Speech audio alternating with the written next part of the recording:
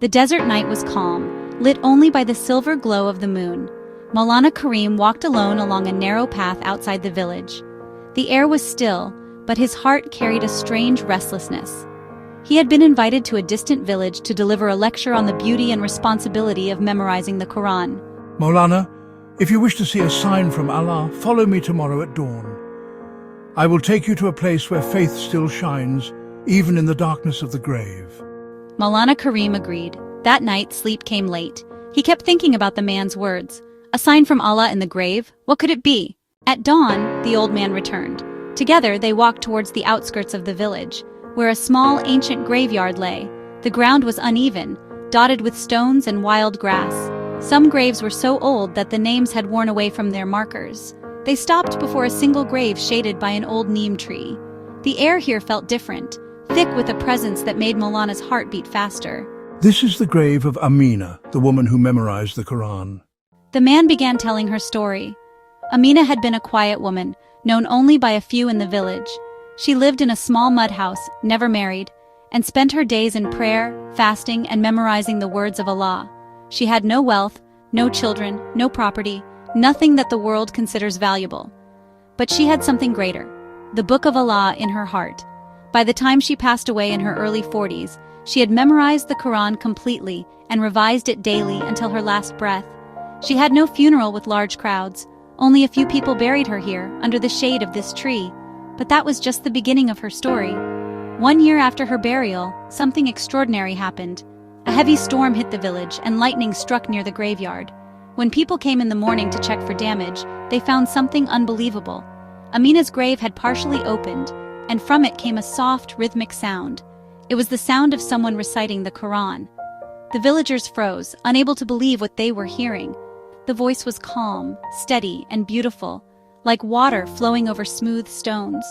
The wind carried the verses across the graveyard. Maulana, I was there. I heard it with my own ears. It was Surah Al-Mulk, the chapter she recited every night in her life. Hearing this, Maulana Qareem's eyes welled up with tears. He remembered the saying of Prophet Muhammad, peace be upon him. The Quran will come on the day of judgment as an intercessor for its companions. Amina had become a companion of the Quran, not just in life, but even in death. While the bodies of others turned to dust, her connection to the words of Allah had become her eternal companion in the grave. Maulana asked the old man if he could spend some time alone near the grave. The old man nodded and stepped away. Maulana sat down on the cool earth, the neem tree's leaves whispering in the wind. He closed his eyes and began to recite Surah Yasin. As his voice rose and fell, something happened. Something that would stay with him forever. The air grew still again, and from deep within the earth came the faintest sound. It was soft but unmistakable, the recitation of Surah Ar-Rahman, the most merciful, who taught the Quran. Maulana froze. His heart pounded, but his fear was replaced by awe. He realized that Allah had allowed him to hear what so few had been blessed to witness, the voice of a believer whose soul was at peace in Barzakh, comforted by the Quran. He thought about how many people treat the Quran as decoration for their shelves, only to be opened during Ramadan or in times of distress. Amina had held it in her heart every single day. Her relationship with the Quran was not one of convenience but of love and surrender. He remembered another hadith of Prophet Muhammad, peace be upon him. It will be said to the companion of the Quran, recite and rise in status. Recite as you used to recite in the world, for your position will be at the last verse you recite. May Allah raise you among those who are honored. You are a reminder to us all that the Quran is not just to be memorized, it is to be lived. When the old man returned, Maulana stood and said, Your village has been given a treasure. Guard her story. Tell it to your children. Let them know that wealth and status are nothing compared to carrying the words of Allah in your heart. As Maulana left the graveyard, he felt a deep shift within himself. The journey had begun as a lecture in a far-off village, but had ended as a personal awakening. He knew he would return to his own students with a renewed fire in his voice.